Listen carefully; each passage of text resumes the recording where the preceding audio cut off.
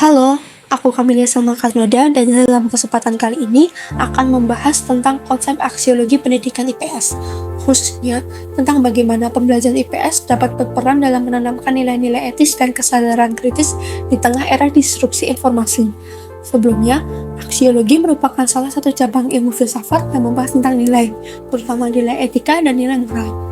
Dalam konteks pendidikan IPS, aksiologi berfokus pada bagaimana pembelajaran IPS dapat menanamkan nilai moral, etika, dan kemanusiaan untuk membentuk karakter sosial peserta didik.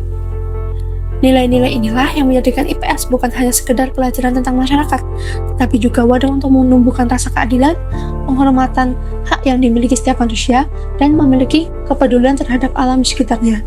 Tujuannya agar peserta didik memiliki kecerdasan intelektual, namun juga memiliki tanggung jawab moral sebagai warga negara yang berpikir kritis dan memiliki kepedulian terhadap sesamanya.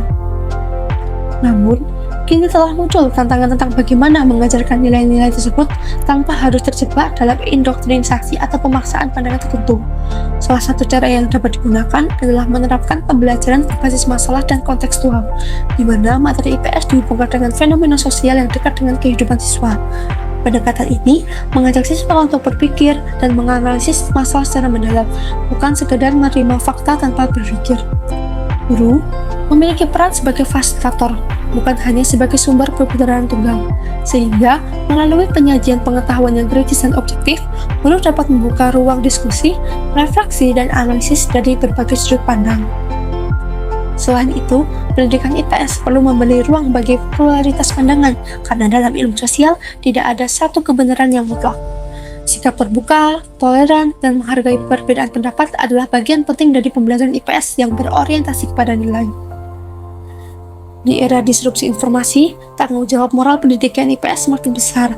Arus informasi yang cepat seringkali membawakan berita hoax, ujaran kebencian, dan penurunan nilai sosial akibat dari budaya instan dan konsumtif.